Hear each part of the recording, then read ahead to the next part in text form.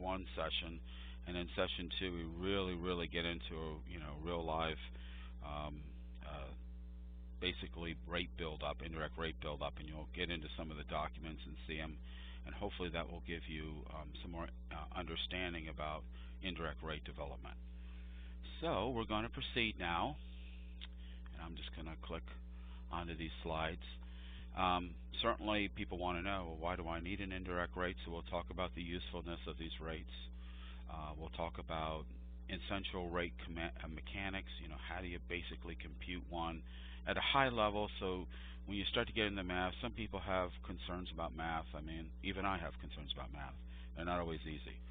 And so, this is just a fraction, but we'll kind of go through it and step through it so everyone, whether you're really in finance or whether you're an accountant or not, even if you're a non-financial manager and you're part of this, maybe you're listening in as an executive director or a program director, you'll get the basics of it too. This won't be that complicated that you won't.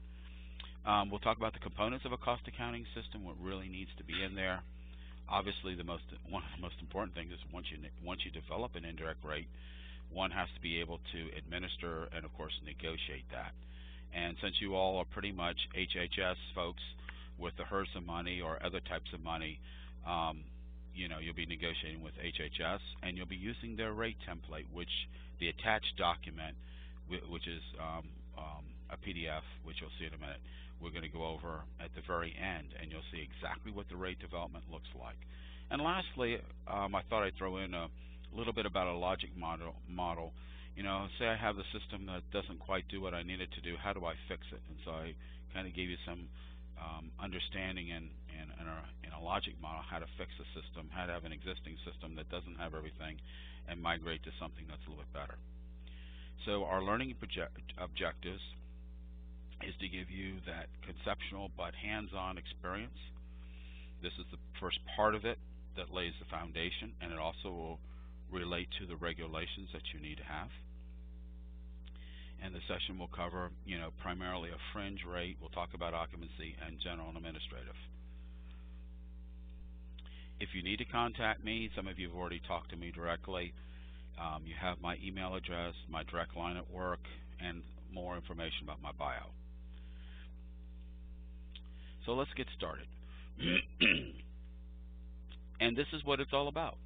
Ultimately, when we're finally done, you're going to have a general administrative rate or indirect rate, and it may be like this 150 over 1,000, and it's 15%. But the numerator up here has a lot of components in it, and we're going to talk about what makes up the numerator, what makes up the denominator. We sometimes call this numerator here, we call it an allocation. The numerator we call a cost pool. And all a cost pool is a fancy name and an old-fashioned name for the collection of items. So this is what this is. We're collecting some items in the numerator, and it has a causal benefit relationship with the denominator, which we call an allocation base. So we call this a cost pool, and the bottom part an allocation base. So you might see me kind of speak this gobbledygook rather than numerator denominator. Try to remember that, and of course the result is the rate that you want ultimately to negotiate with the federal government. Now you may not or may realize that the government has a goal, and that is they want you to use an indirect rate that's logical for you. But in reality, we all know how the government works. They kind of put everything into a standard box. And you'll see in the negotiation process, both in this part and in the second part, unfortunately they're going to put you in a box and only going to let you negotiate one type of rate a certain way. But it is based on OMB circular, that's Office of Management Budget, circular A122. Now, while I speak about A122, please remember that as most of you are HHS people, you're also subject to something called the Grants Policy Statement. You should get that, Google it. It's about a 227-page document that talks about federal grants for HHS. And you're probably familiar with another regulation, A110, OMB Circular A110. That's kind of like the record keeping, what you can and cannot do, and A122 is a companion piece. Well, A110, there's a specific A110 for every agency. So you should write down the A110 for HHS is 45 CFR 74. 45 CFR 74, where CFR is the Code of Federal Regulations. So that's the specific one. That's the one that's going to tell you that, for example, bid and proposal, that is your grants, your grant writing and your grant proposals are allowable as an indirect. If you didn't know that, you now know something else. And it's allowable not only the federal grants that you do, but also the private foundation. So I just gave you a little secret there, and that's in 45 CFR 74, I think, section 27. So look it up. Okay. What we want to do is we want to make sure as we present these indirect rate models, and as you know, people come and go, so we want to document our rate model, and of course the government's going to force you to do that as well. And they want parts of this model to be uniform in the way it's measuring costs. The consistency piece is from year to year. Many of you say, what's an ideal rate? Well, really, it's your rate as compared to your rate for 1 year, like 2011 versus 2012. So if in 2011 your rate was 12%, and 2012 it's 13%, you know, the 12 and the 13, what was the difference, a percent? Why did it go up? That's what's important. The fact that someone else has a different percentage really is irrelevant to you. So you can't just take a rate and say it means one thing or another. I know the United Way and the combined federal campaign, they try to say, you know, the ideal amount of your administrative infrastructure should be 15%. And it doesn't mean anything to me.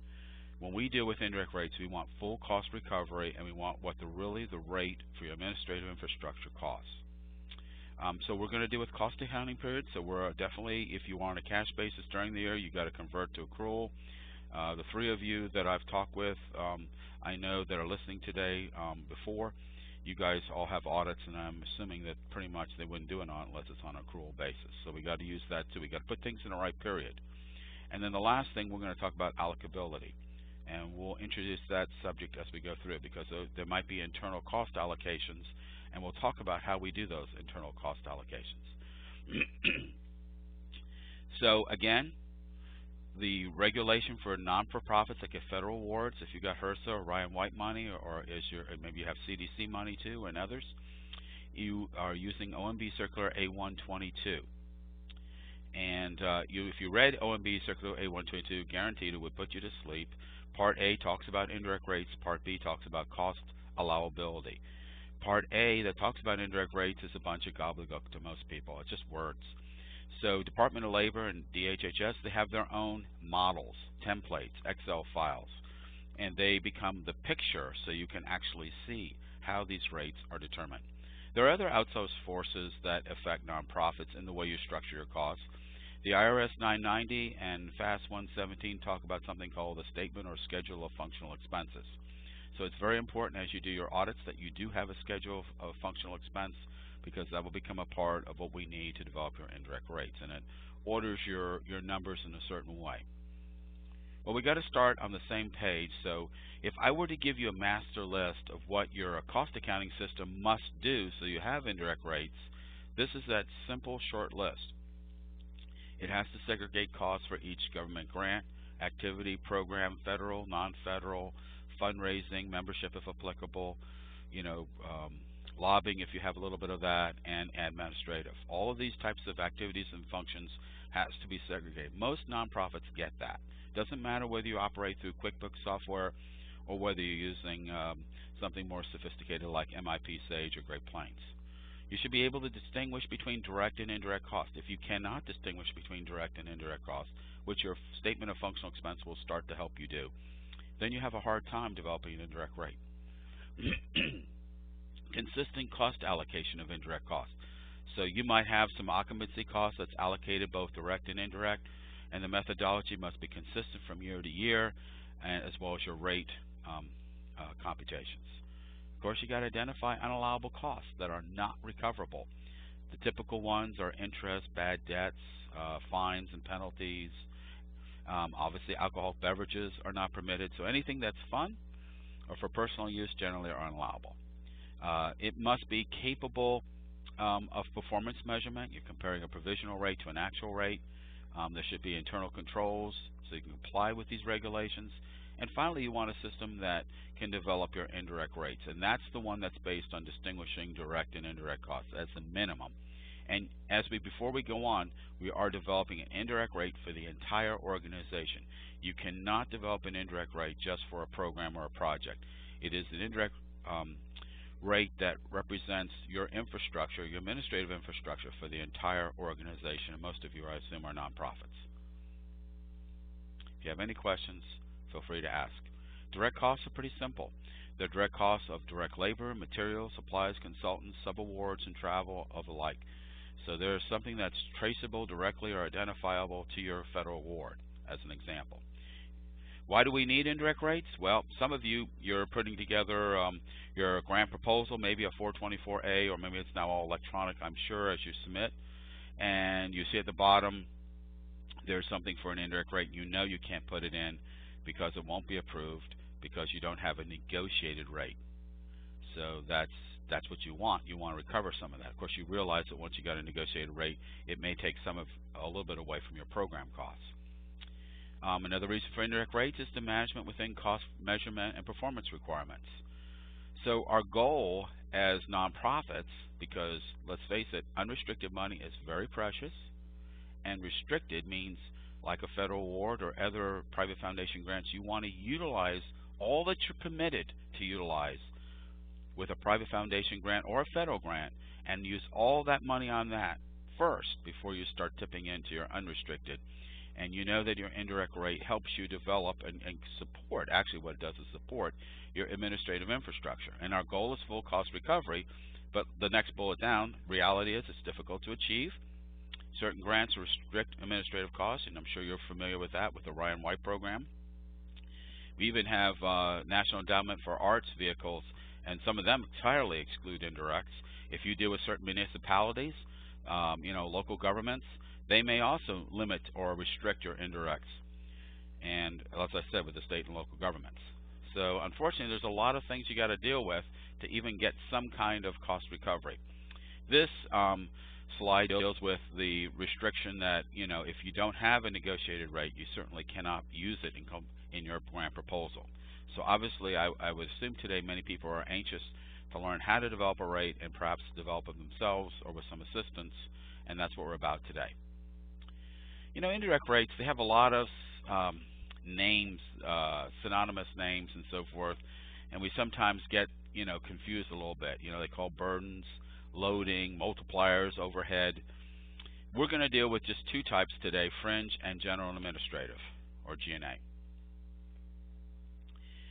Indirect costs, the reason you got indirect costs is they're like the pens and the pencils, perhaps the fringe benefits.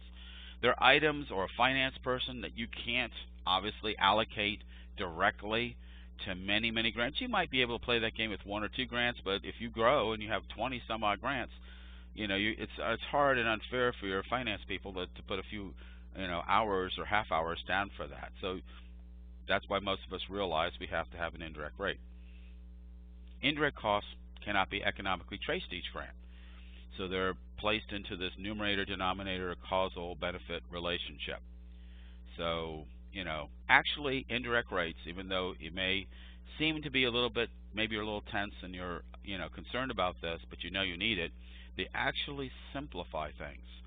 If you think about it, it would actually simplify your accounting operations quite a bit to have an indirect rate, especially one approved by the government. So that's our goal. So now we're going to get into the fun part of indirect negotiation administration. According to A122, and I'll just read it, due to diverse characteristics and accounting practices of nonprofits, it is not possible to specify the types of costs which may be classified as indirect in all situations.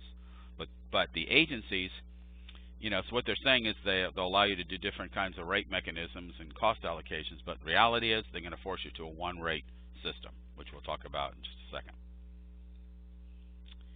Also, you should be aware of something called advanced understandings. So if you have problems with an indirect or an allocation, you can go to a grants officer or division of cost allocation and get an advanced understanding. The idea is to avoid a subsequent disallowance or dispute of cost relating to cost, and you get an agreement. Will you successfully be able to get an advance agreement? If you're real small, the government won't even deal with you. You say, why am I telling you this? Because as you grow, this is something you should understand. Your better way to get a cost, an advanced understanding or specialized item approved, the best way to do it is to put it in your budget and your budget narrative. And don't underestimate that budget and budget narrative, that you know what I'm talking about, talks about unique cost allocations, and it's probably better there. We'll talk later about allocating occupancy cost, and just put it in the back of your mind. Paul's going to talk about occupancy cost in about 10 or 15 slides or whatever.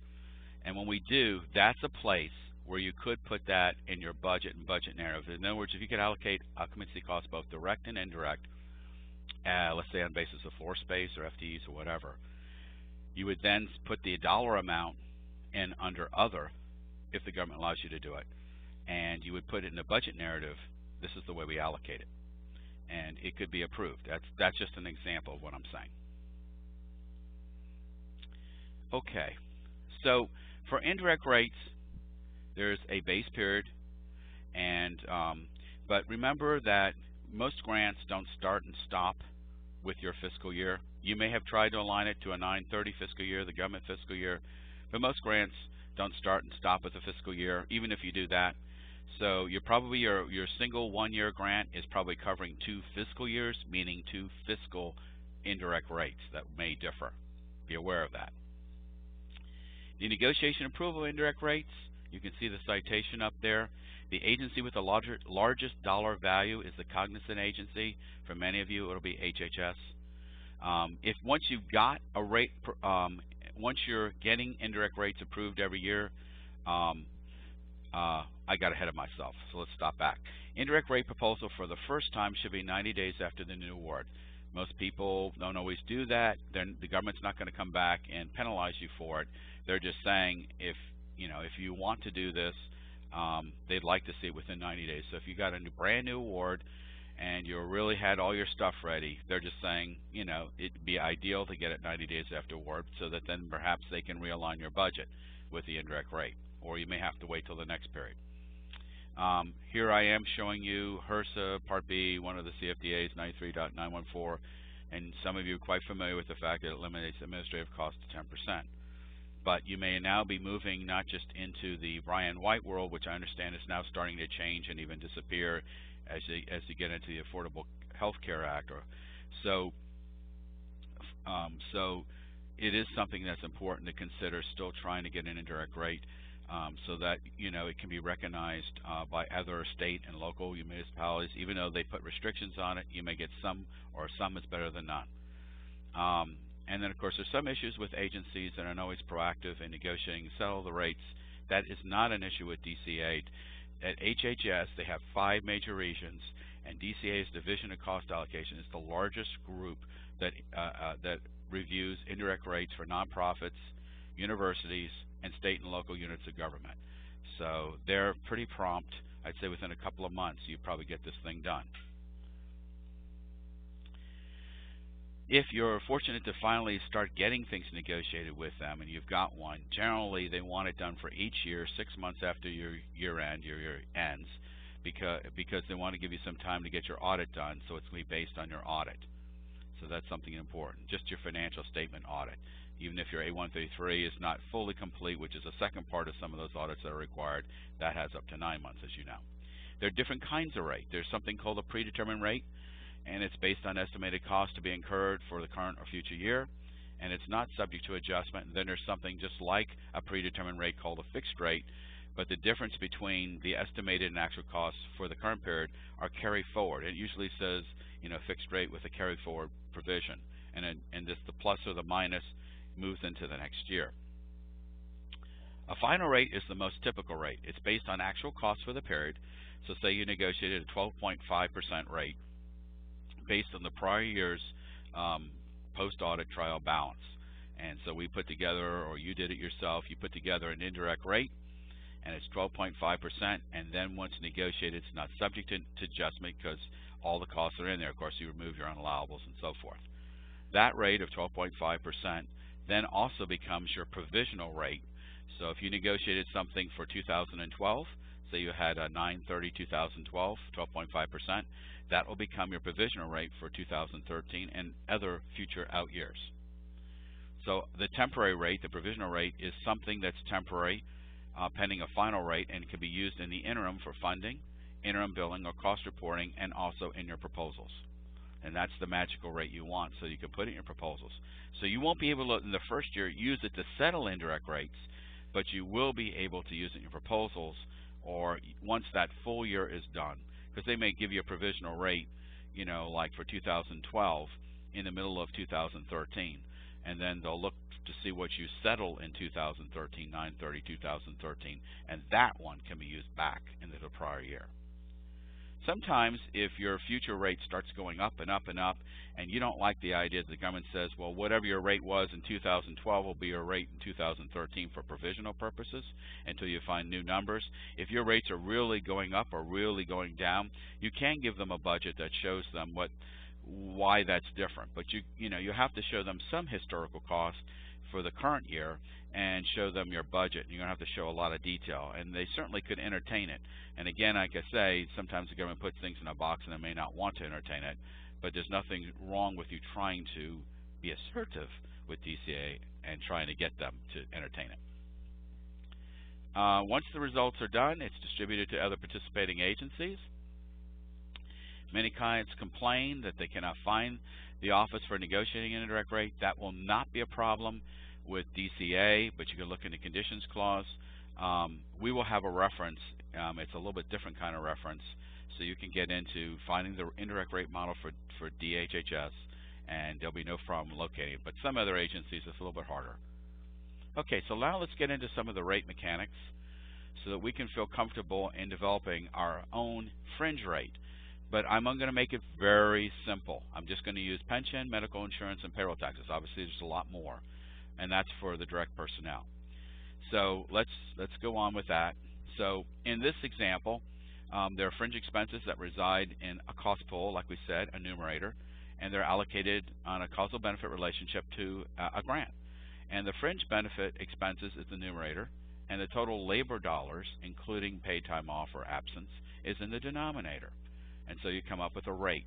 Interesting, the numerator and denominator work together. The denominator is an independent variable. Think about it for a second, meaning that the numerator being a dependent variable, the numerator will go up or down based on the denominator going up or down. So as your labor increases, generally your revenues increase. So your labor will probably increase if you're labor intensive, and as the labor goes up, so will your labor costs go up. As your labor costs go down, your associated fringes go down. So they're kind of a very strong correlation between the two, and that's important if you want to do computations. Now here we see our first indirect rate, and here we can go. This whole part here is, this is a cost pool, this whole part here. And the bottom part is the allocation base or denominator. I know it's not so pretty, but you get the difference. I'm sorry I wrote over the 3,500. So here we have $1,500 a pension, $1,500 of medical insurance, $500 payroll tax, math, $3,500 total fringe. Numerator. Denominator, we have $2,000 direct labor on grant A, $8,000 direct labor on grant B. The total is $10,000. $3,500 over $10,000. Well, that makes it real easy. It's 35%. Now, I've simplified this for academic purposes, so you're missing actually the indirect labor that could also be a part of this, but I just wanted to make it simple for you. Okay, so we've developed our first indirect rate, but that's not going to help us completely. We take this 35% here, we multiply it times the 2,000, and we get 700. We take the 35% here, multiply it times 8,000, we get 2,800. What's 2,800 and 700? 3,500. That's right. And doesn't that look similar to this number here? We're all good accountants for this particular presentation, and so all of it must equal. If it doesn't and you had 4,000, then you did something wrong. Because remember, the whole idea of getting an indirect rate is to apply it to something, so then we can cost out what the associated, in this case, fringe is for 2,000 of direct labor, the associated fringe for 8,000 labor, which is 2,800, and together they're 3,500. Hopefully that makes sense to all of you. The idea is to keep this simple until we get to something a little bit more complicated. Indirect could be like a general fund or administrative costs. What would you see in administrative fund or general fund? You'd see the executive director's office, finance, HR, IT, purchasing, facility management. You'd see line items like office space, utilities, audits, insurance. In this make-believe example, it's $150,000. That's the numerator right here. That's that part. The denominator is $1 million, which is comprised of $900,000 in non-federal programs, fundraising, membership promotion, PR, public relations, and we got a $100,000 federal award. Okay, $150,000 over a million is what? Again, 15%. So what do we do with this 15%? Well, we apply it times the $100,000 grant, and we get $15,000. So the total cost for this simplified grant is $100,000 of direct cost, $15,000 applied indirect, and $115,000 is the total value of the grant. Now, think about it for a second. If you go back, if you remember, let me go back one slide. We had $1 million, right? We took $100,000. The $100,000 got 15% or $15,000. The $900,000 gets 15% or $135,000, right? So it gets a piece of a big pie.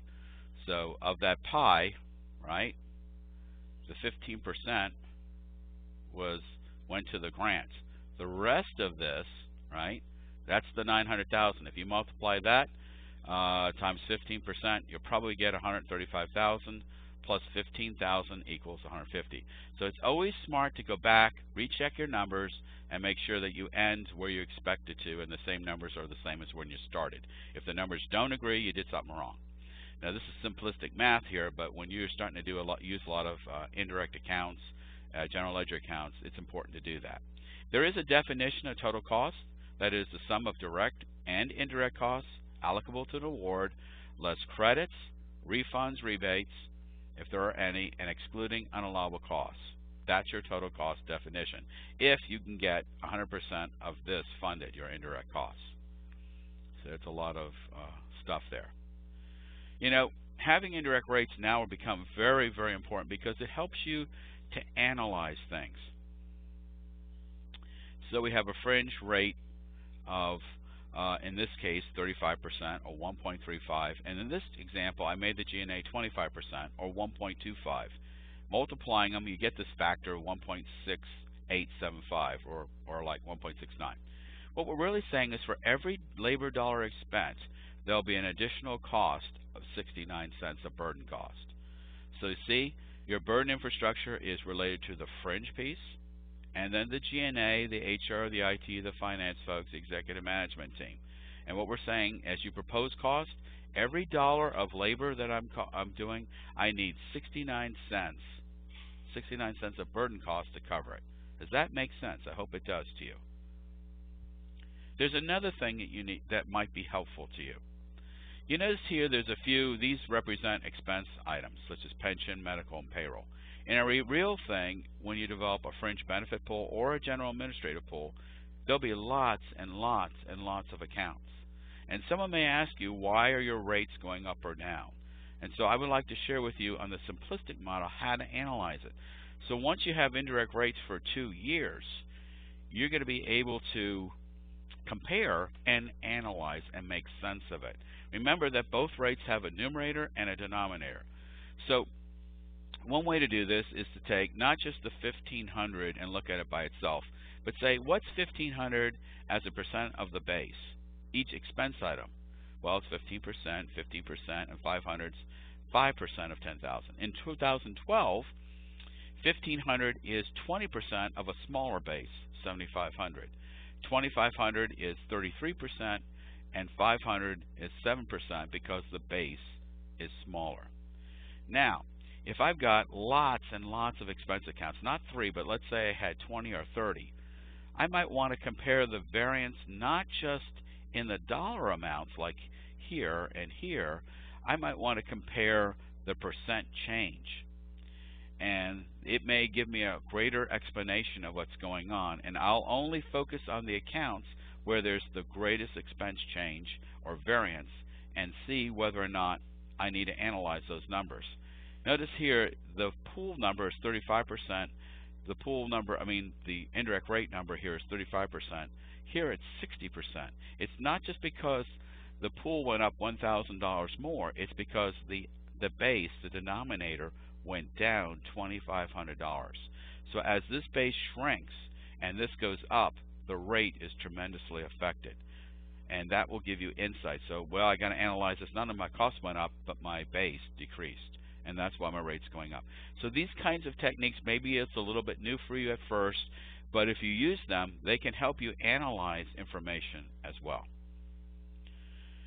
The government wants you to classify your indirect costs under A122, OMB Circular A122, into two general categories: facility and administration. Facilities are buildings, equipment, capital investments, maintenance, and operation expenses.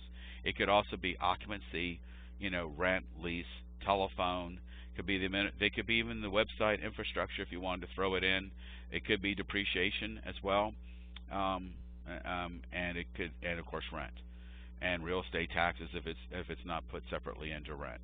The administration part would be, of course, general administration such as executive or director's office, accounting, HR, library. They always into library. Most people don't have libraries, but they do have other types of expenses such as IT and so forth. So the government thinks of these into two different distinguished areas. So you could say facility or occupancy and admin. That's the way they like to look at it. Now sometimes the government requires you to isolate your admin from facility, but you would have to have more than $10 million in federal funding of direct costs, just the direct costs. Then they want you to break it out into two components. But guess what? We have or knew of a client that had this requirement, and even though they broke it out into two separate rates, the government still wanted them to do a single rate. And this is what I mean by sometimes DCA, Division of Cost Allocation at HHS, saying even though the regs say it one way, we just want it as simplistic as possible, and they keep you in a box. Well, here's an important little exercise here, and that is there an ideal indirect rate? Well, it of course always depends, and let's go through this example, and we're going to use this now as it relates to it relates to a private foundation grant that has a limitation of total GNA of 9%. Now, let's say that's the real life restriction. Robert Woods Johnson used to have a 9% restriction. I think they've gone up to 12%, some people say. But we'll use that as an example at 9. Say your administrative grouping is 10% per our prior definition and your occupancy is 5%. By breaking these two out and not leaving it at 15%, but breaking them out into 5 and 10 respectively, you could say to the private foundation grant, what if I were to come up with a methodology to allocate occupancy costs direct? And basically it's at 5% of everything.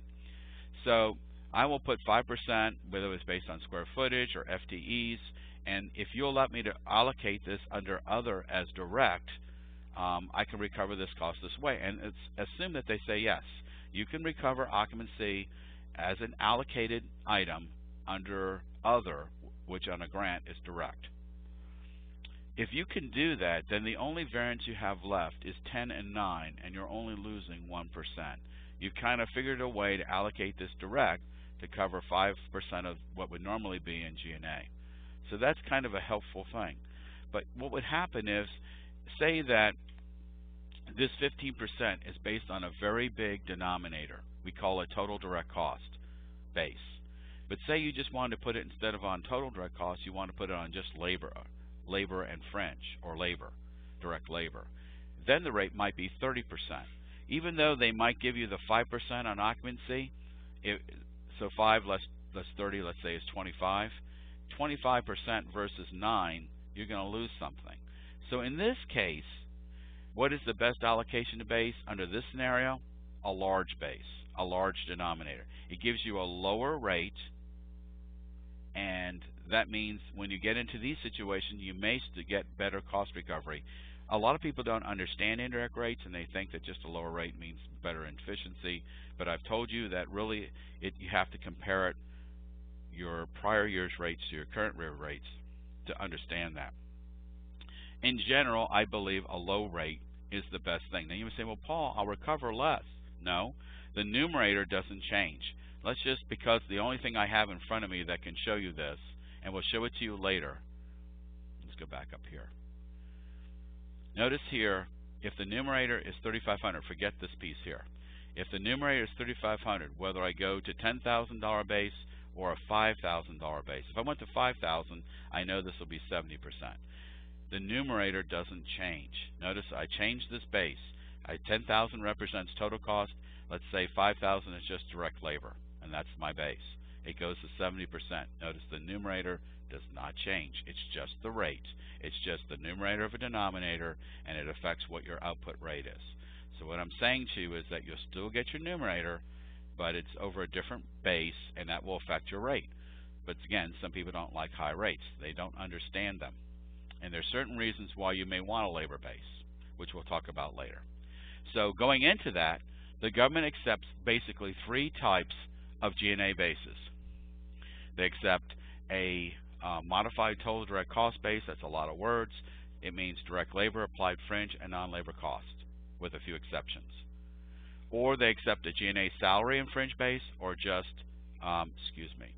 they accept a direct labor base with applied fringe only, or they just accept direct labor. So you can see that direct labor is going to be smaller than a total cost base, and that affects your rates.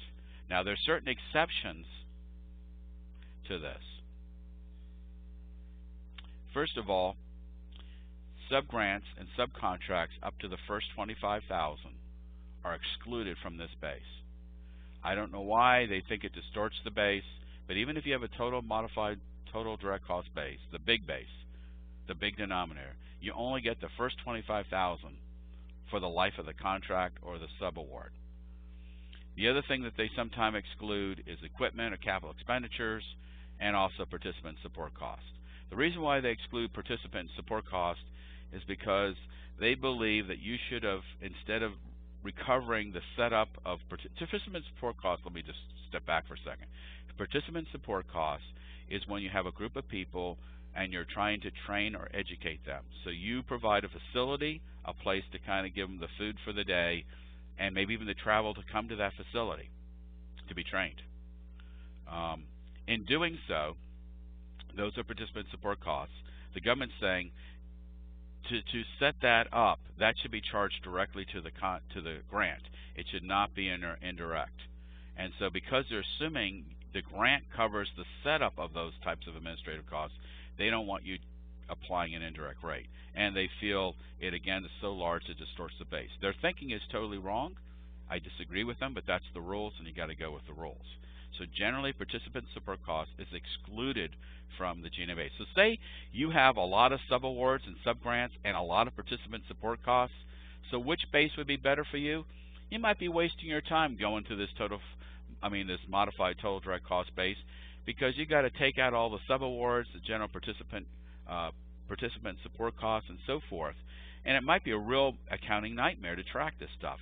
So to you, it might be more attractive to use a direct labor and applied fringe base. And the reason you might want to add the applied fringe is, in your budget you have labor and then you have fringe, so it kind of comports to your proposal, and it gives you a little bit bigger base with a little bit lower rate than if you just use direct labor. Something to think about. I'm just trying to show you different scenarios. Now, you may not be aware, you may be aware, but certain activities that you may think are administrative and support your organization as a whole are not going to be indirect.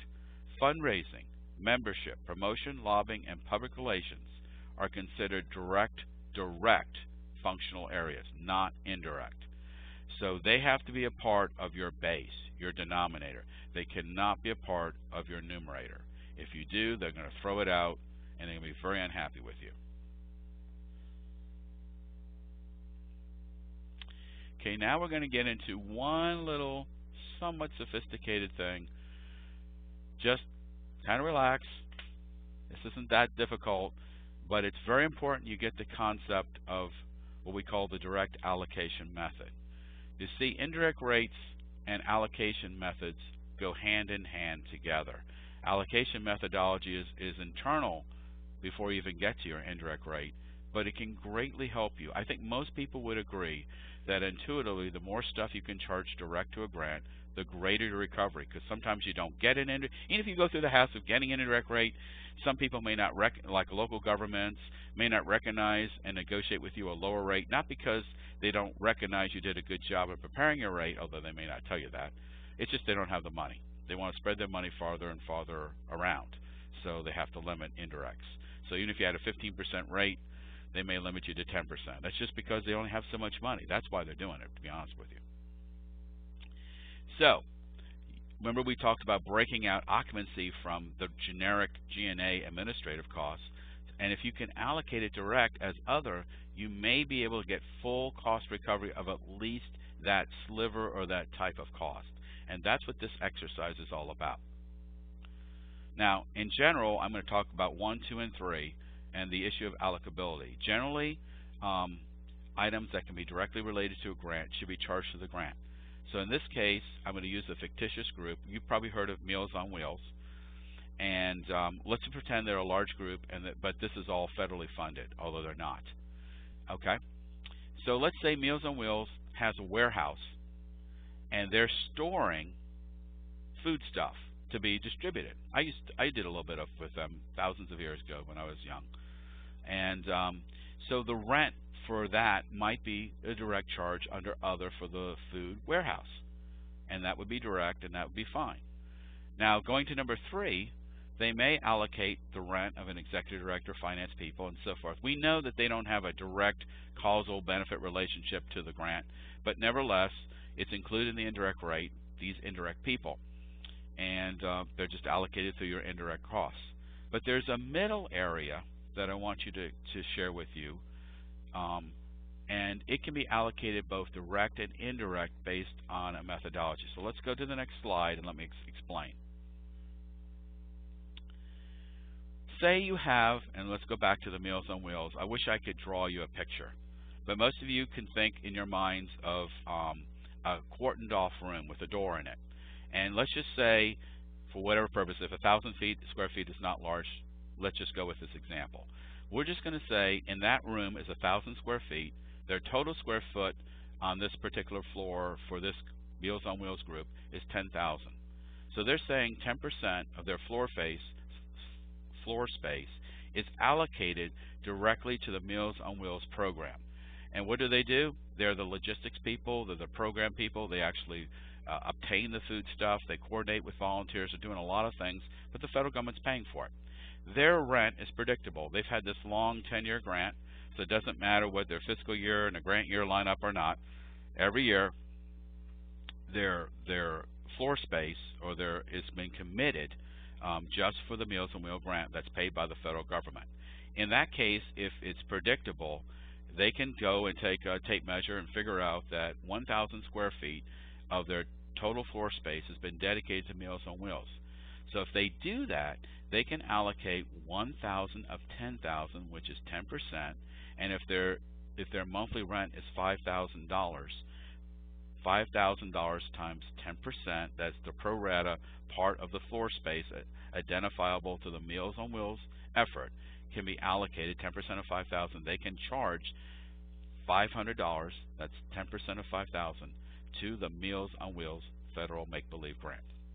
Now, another thing they should do to support all this is under their, remember we talked about the budget and the budget narrative and how important they really are. Under the budget, they would have a line item for other saying occupancy or rent or whatever. And then under narrative, they would say, you know, basically our monthly rent is $5,000 or $60,000 a year, whatever. But let's say it's $5,000 a month, and our floor space that we've, you know, measured out is 10%, and therefore that's what we're going to claim. So if the rent were to go up a little bit, then they can get 10%. Let's say of $6,000 if an option period came in. That's called the direct allocation method. Now, to really kind of open your mind up a little bit, you don't have to do it on floor space. Floor space is an old-fashioned thing, and a lot of people have reorganizations and they go on every year. So what do you do there? You could use FTEs, like, you know, 2.5 are in the indirect, and let's say 15 are in the direct and use that kind of ratio, but the best is labor dollars. Why is labor dollars so good? Because it comes right from your financial documents, your profit and loss, your indirects, or your various reports that you may have. They already give you that information. So you could say that, let's just say for the month of November, and November was a big month for Meals on Wheels because of Thanksgiving, and they wanted to reach out to people that couldn't get out and weren't able to, and they were bringing them hot Thanksgiving meals. Okay, that was a big month. So on their timesheets, all these people put down a total to $20,000 for the month of November. Their total payroll was $80,000. So 20 of 80 is what? 25%.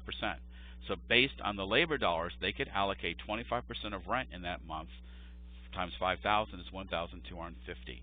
That's a better method because then it's just based on timesheets and the extended dollars that come from those people's labor charges. That is what we call the direct allocation method. So what you would do, and this is again very important, think of this. This is a part of your cost recovery. You don't even have to have an indirect rate to get this kind of cost recovery. You just put it in your budget.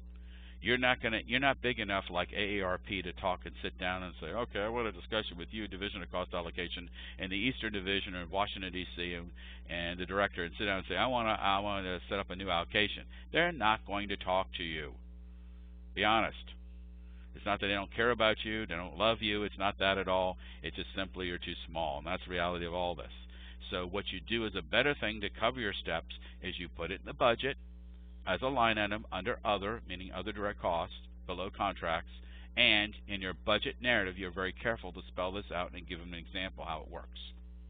And what you want to do in internal things, these joint costs, such as depreciation, rental costs, repair, maintenance, telephone, utility, property insurance, and even real estate, if it's not bundled, these could all be a part of your joint costs that you want to allocate as you call occupancy.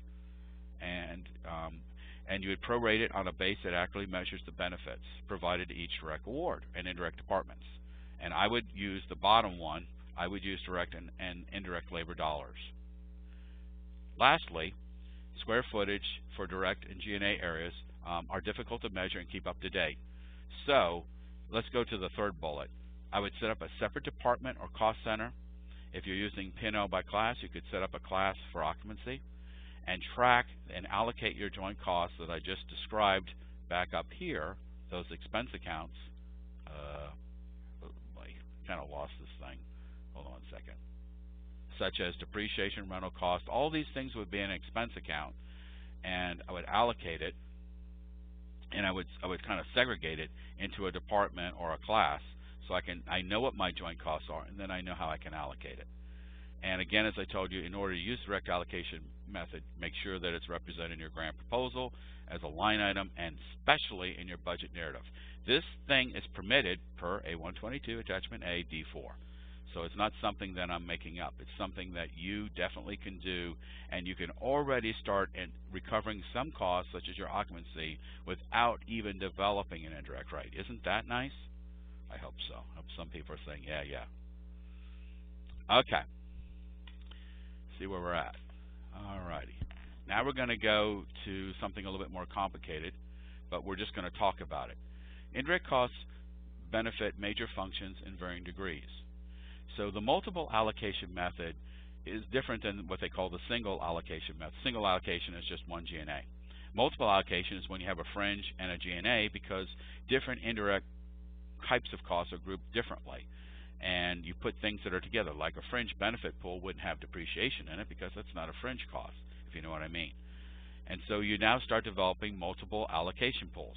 So that's something to think about.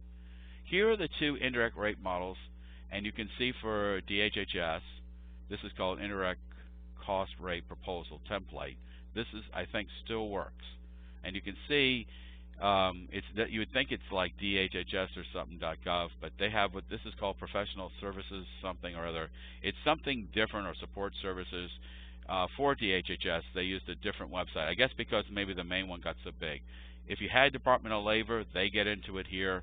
But in any event, I'm just showing you the link here. But we're going to show you that template, which is a part of your materials. There are also special indirect rates. A single rate for all functions may not take into account factors that impact a particular segment of work.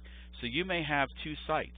You may grow as an entity, and you want to have two indirect rates. Generally not, within the same state. There probably would be, like you had one here in D.C., and maybe you have one on the West Coast or something like that, or maybe you have a D.C. office and a Norfolk office, and usually a Norfolk office, the cost of living is a little bit cheaper than D.C. as an example, and so you need to have two different types of rates. And so based on the level of administrative support or the level of facility, maybe you have a rate where you're at a government provided facility. This happens, and then the government's saying, why are you putting in rent when there's no rent? We're providing the rent. So, you can have special indirect rates to take that into consideration. That's all I'm saying.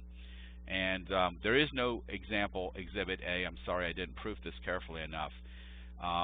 But what in this bifurcated GNA example, basically what it is we developed a GNA rate that has the same percentage for all segments, but some don't have a facility, some do, or the facility costs for different locations differ.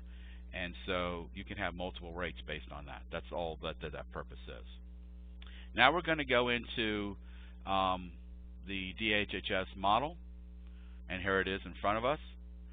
And this is what it looks like. It's a 12-page. It is PDF even from them.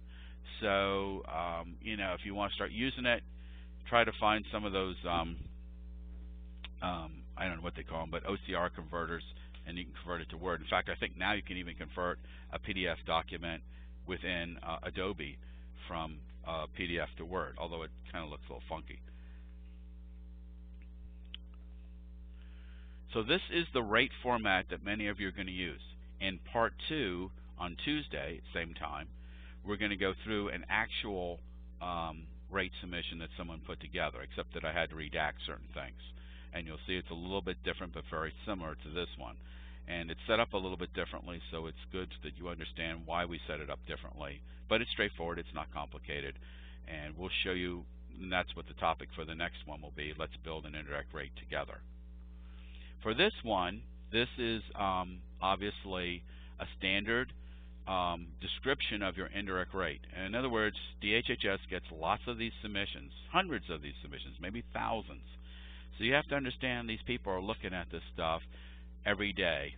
And so basically what they want is, they want something that's consistent. Gotta make it just a tad bigger. That makes it better. So that's what we're going to do. Now, the first part that they want, because they want consistent, is they want a description of your system. They want to know a little bit about who you are, how you're setting this up, how it works, and then they'll get into the simple rate model. And you'll find it's not as complicated as you might think if you just take it into pieces. I still like to make this a little bit bigger. My eyesight isn't as perfect, so I'm going to make this a little bit bigger. Here we go.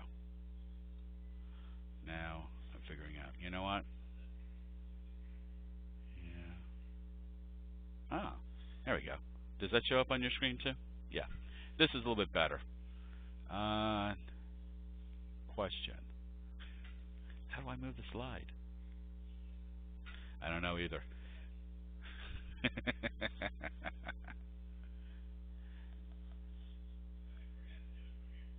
Ah. You know what the problem is, guys? This will tell you something. There we go. Guess what? I am not a Mac user, as you probably can tell, so I'm going to have a nice laugh. So we'll just keep it at 50%, and my eyes will just have to pick it up. Someday I'm going to learn how to use the Mac stuff. Okay. The introduction is basically telling us about your organization. So this would come from the footnote. If you know, many of you have footnotes that you very carefully have written to your financial statements.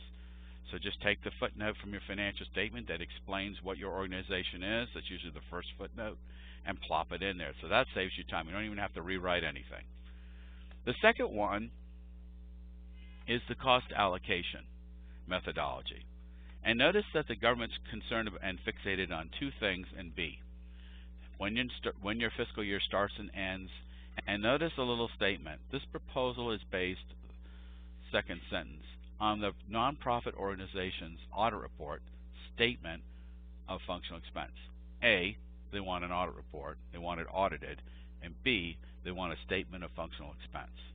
Now they mention it 2 or 3 times here. I don't know about you, but when the government mentions something 2 or 3 times, I think it's very important that you take note of that. They want audited statement of functional expense. If you don't have an audit, things aren't going to be as strong for you.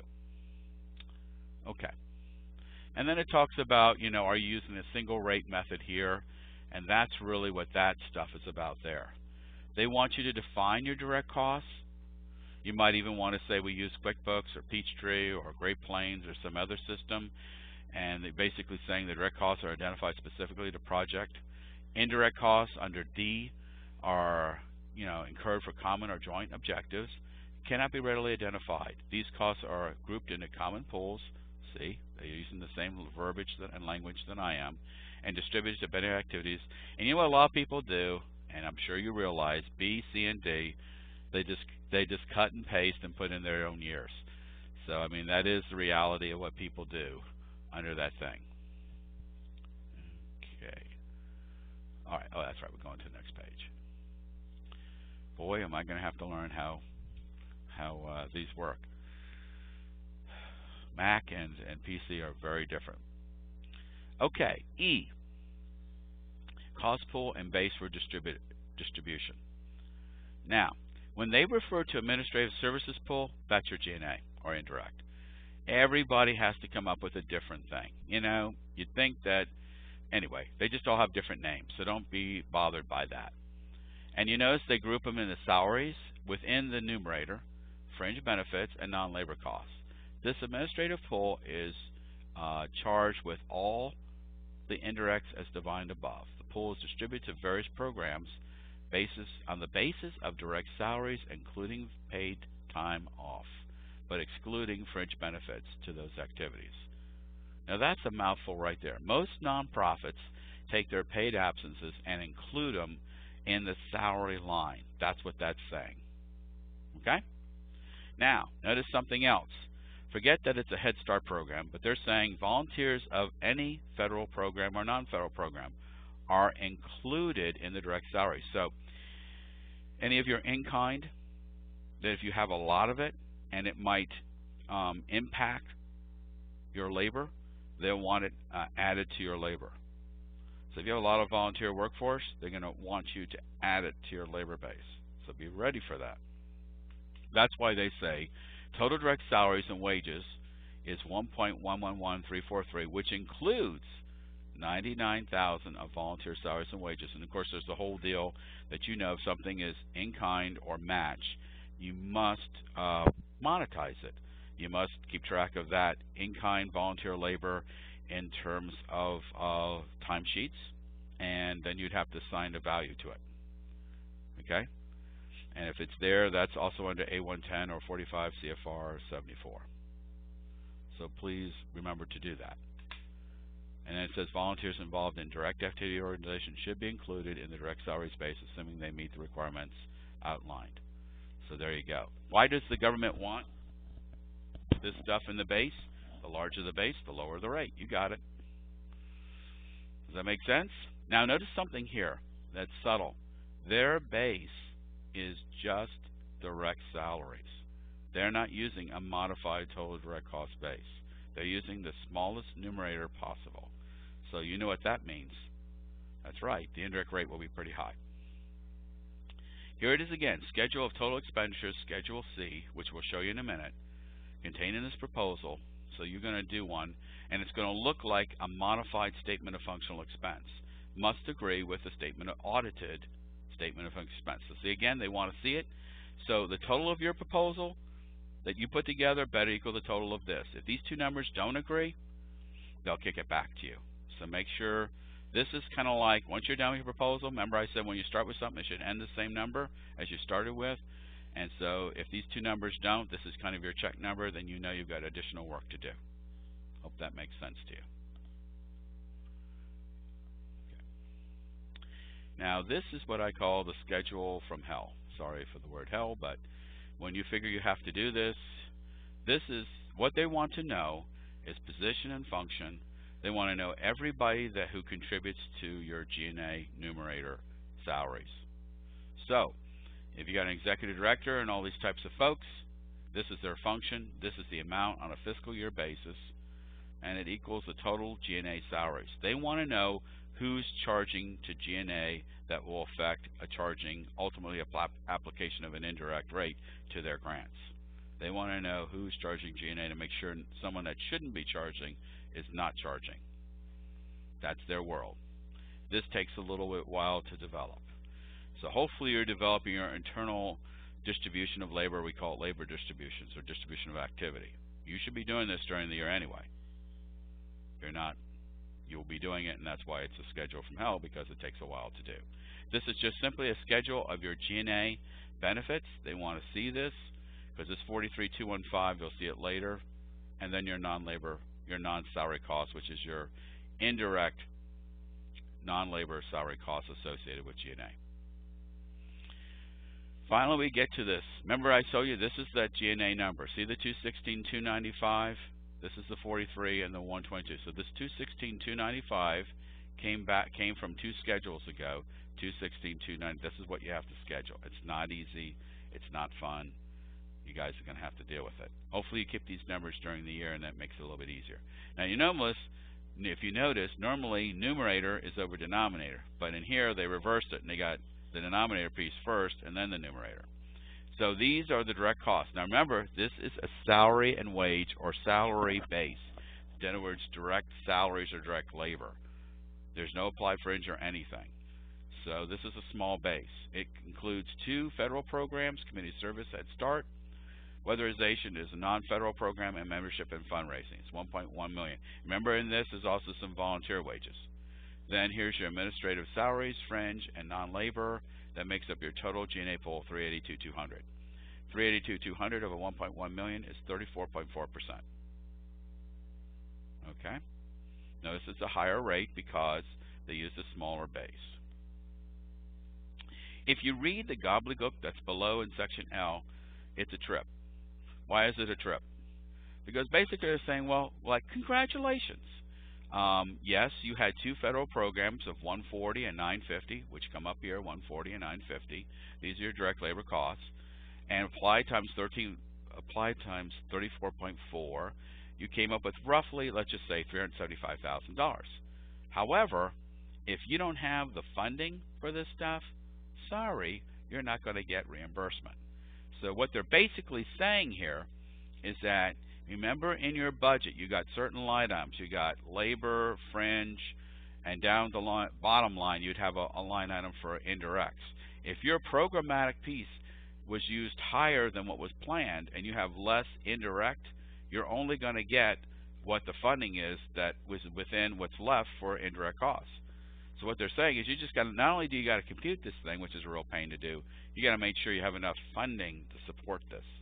And if you don't, you know, that's not their problem. That's what they're basically saying. So I thought I'd give you that little fun part there. This is just another presentation of it. I don't know why they need to do it, but they did. It's no different than what we've seen before. The last couple schedules here, Schedule B, is they just want to know, how do you allocate? See, there are indirect rates and then there's allocations. Allocations tend to be internal things. They want to know, like depreciation is normally indirect, it's never direct. Contractual services based on actual usage. That's what most of this is going to be based on. In other words, you know, if contractual services, let's say you hire a guy like me, I'm probably going to be indirect unless you put some money on a grant from me to develop your indirect rates. So it's based on the statement of work for a consultant or something like that. It's going to tell me whether it's direct or indirect. Same with travel. Well, depends upon what purpose I did. It's going to be direct or indirect. Occupancy, notice down here, it says central office repairs, utilities on the basis of square footage used for administrative services. So occupancy, you notice here too, can be allocated based on square footage. And it could be direct or indirect. They just left it indirect because it's just square footage for administrative services. So hopefully that gives you some insight. They do want you to do this for the main areas. Most people, what they do is they follow this stuff. Sometimes they leave it alone, don't even update this. You really should update it to make it apply for your organization. But these are types of things, if applicable, that they want you to address. How do you allocate this stuff internally? This is the most important schedule.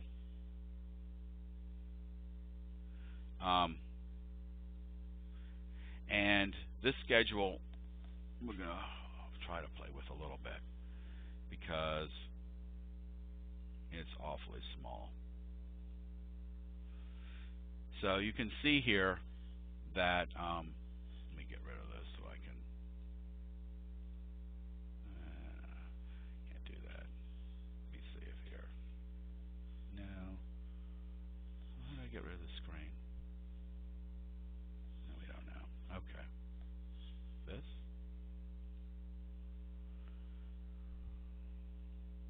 Okay, I just wanted to show you a big screen and kind of make it a little bit bigger so we all can see, because it is gigantic. And you're seeing here is basically a statement of functional expense.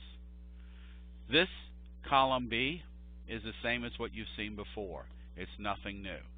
So column B is what you got from your financial statements, right? Sorry, I can't make it perfect. This is your financial statements. This is what you're used to. Sorry that I greened it out below here. So we'll clear this away. So basically what you saw was 2.632449. It has non-labor, it has the labor and fringe benefits. Everything, if it can be put, as I would say, in a statement of functional expense format, then it's easy to develop the rest of this indirect rate submission. In other words, the rate submission is similar to your schedule of your statement of functional expense. So this is the format they want. Then C is your adjustments. Below, you're going to see that B is something that comes out because it doesn't belong in the base. Office supplies, some unallowable entertainment or gift, and renovations and improvements came out too because it didn't apply. So any unallowables or inapplicable item comes out, and 2.632 is reduced by 74,721, and it's just reduced, and this stuff comes out. And so the universe, that's what's left, is the 2.175 and the 382,200. This is the unit, excuse me, this piece here is your direct cost, and column I is your indirect. H is just the sum of your direct cost. So you can see that D, E, F, and G, they're all direct. Labor at the top, non-labor in the middle and down, and totals. H is your total direct cost, I is your indirect cost. That's how this works. Okay, now we'll go back because we got to see the whole schedule. All right, so now I showed it to you in small and big and that kind of thing. What they did was they said the total labor of 1.11343 million, that's their labor base. That's the top thing here. That's what you saw in the prior slides. If you remember, 1.111343. That was the base, the labor base, right? Total salaries. The total pool was 382,200, which gave you the 34.4. Nothing new. That's what we talked about before. That's this number. Now, you can use a base of direct salaries and wages plus fringe benefits. That's number 2 here. That's 1.13582, it looks like. And that's the summary of all the salaries and wages and fringe benefits. Notice that the pool does not change. In fact, under all three methods, 382,200 does not change. The denominator starts small and then it gets bigger, so it goes from 34.4 to 29.1 because the base gets bigger, and the total cost input base of 2,175,000 makes the rate 17.6, which is right here. That's the total cost. So generally, HHS recognizes 3 types of indirect rates. One based on direct wages, one based on direct wages plus fringe, and one based on modified total direct cost of direct wages, fringe applied to direct wages, and all this direct non-labor expense, which is 2.175. Notice again, the pools do not change. So hopefully, if there's any questions, we can talk about this. Once you get this in a statement of functional expense format, it's very easy to develop an indirect rate. It's getting to this format. Now, there are a few things they want you to check off. This is the final checklist. Again, they want you to check off and make sure you hopefully you've got audited statements. If not, they'll want to see your 990 or your internal statements.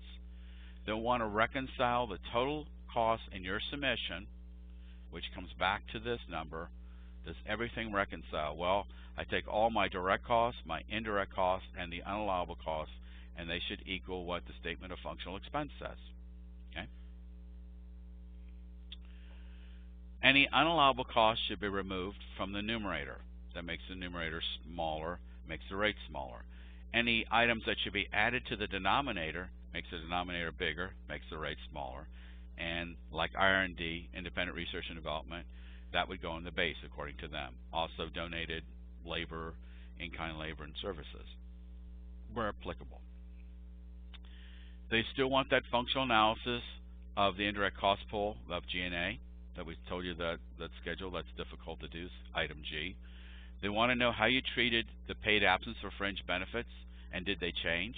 Normally for nonprofits, it's a part of wage line. And then were there any significant changes from the last year to this year? See, there's always that comparison between the years. What's your capitalization threshold? They want you to sign this, and then they want you to sign a certificate of non-lobbying. The last thing I just wanted to show you without going to the rest of the text of the PowerPoint, because basically I could show you in this thing, and we're just about winding up in the last few minutes. In this example, Mid-City AIDS Outreach is a work plan to enhance federal grants management system. And some of you are going to go through processes where you may have to change and improve your system. You might say, how do we do that? And let's just look at policies and procedures for a moment. What I would do is I would say, you know, maybe you're a group that maybe you didn't have too many federal grants, or maybe you never set up policy procedures that are adapted to federal grants. And so what we'd probably first do is inventory what existing policies and procedures you would have, what's the ideal regulation that you should have, which is you should follow the grants policy statement for HHS, you should follow 45 CFR 74, the A110 for HHS, all of these other circulars and so forth, and any best practices. And so I'll compare that with your existing inventory of policies and procedures. If I see that there's a variance, a gap, then those are the areas that will flow down to a corrective action plan. Maybe you didn't have timesheets or they weren't appropriately set up. Maybe you have missing forms for travel and payment. Maybe there are provisions to the contracts that you need to add.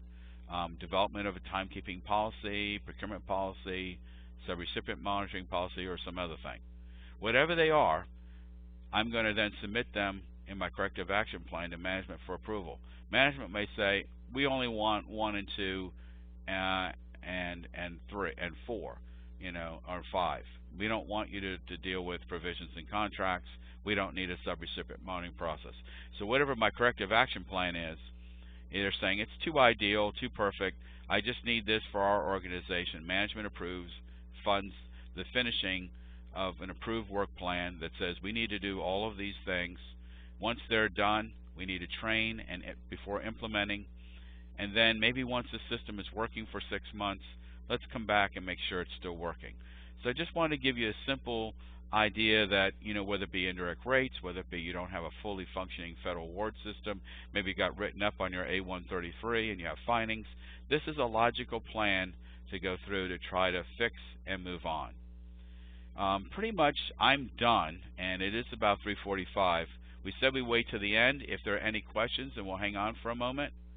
And I'll just sit here for a moment, and we'll just see if you guys have any questions, or you want to unmute and just ask a question directly.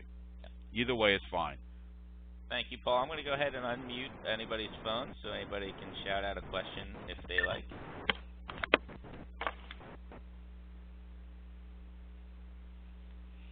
Don't be shy.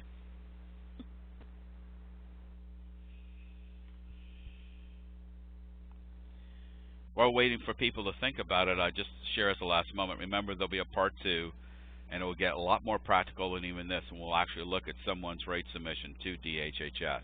We'll teach you how to design, some techniques in designing rates, and so forth. And again, we really encourage, especially those that are wanting technical assistance, that they participate. That webinar is on the 11th 11th of December, same time. Do I hear someone on the phone? Hello? Hi, Paul. It's Liz from Christie's Place. Yes. How you doing, Liz? Hi, good. I have a question. It looked like at the end of looking over that PDF, there were 3 different ways you could calculate the indirect. Correct. So I was just kind of curious as what, I guess it depends on your agency then, how you want to go about doing that, or are there specific benefits to doing it, as you were saying, just with salaries and fringe benefits? Yeah, it may be certain things that you may have some, for example, you may have some rent, and maybe on over time you never had an indirect rate. In some cases, some grants allow you to allocate rent direct and some don't. And so maybe to be consistent, and because some rent is like in other direct costs, but in other places rent is indirect, you may want to use just a salary and wages thing, because then the GNA is only applied to salary and wages and not to ODCs, which has rent direct, and then you have rent indirect. But you know, you've got variety of function. You got rent both direct and indirect, but some of them may be direct purposed rent.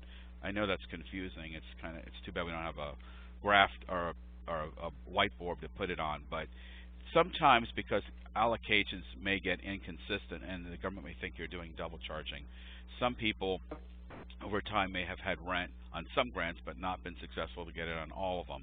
And so to alleviate that problem, they just use a salary and wages thing, so that GNA always goes over salary and wages and doesn't go over the potential of some direct rent.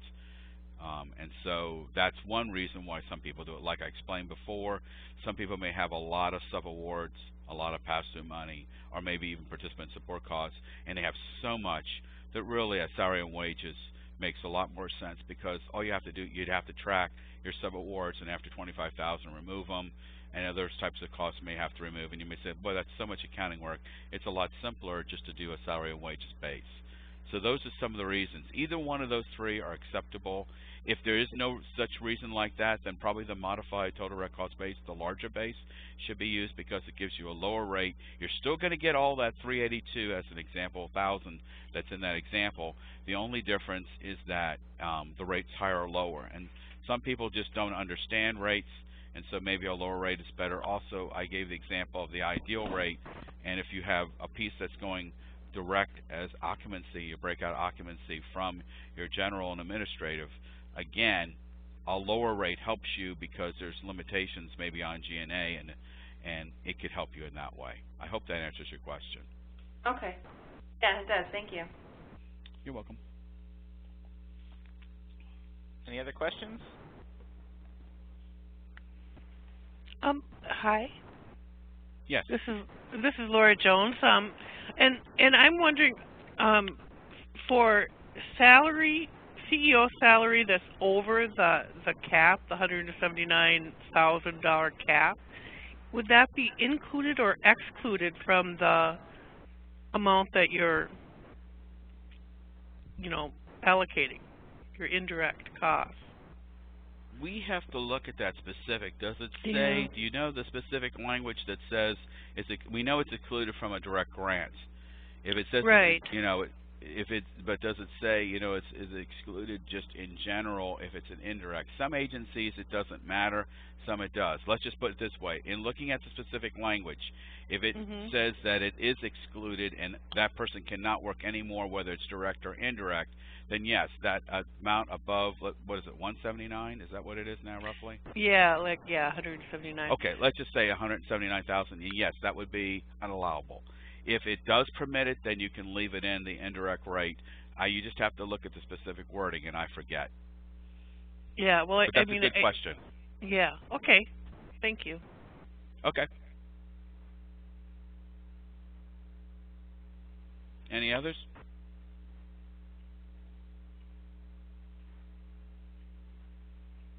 Okay. Well, I'm going to go ahead and mute everybody's phones again. Thank you all for participating today. Thank you very much, Paul. Again, there is a evaluation, a short one, as you close out your browser, so please take a few minutes to fill that out. As Paul mentioned, part 2 of our webinar series on indirect rates It will be next Tuesday, December 11th at 2:30. So please join us again. If you have any questions regarding today, you can email me at Jamie, Jamie, at healthhiv.org, or give me a call at 202-507-4743. I will share Paul's slide set as well as his PDF documents to everybody via email as well, so everybody can take a look. Thank you for participating, and we hope to see you guys on Tuesday. Thank you very much.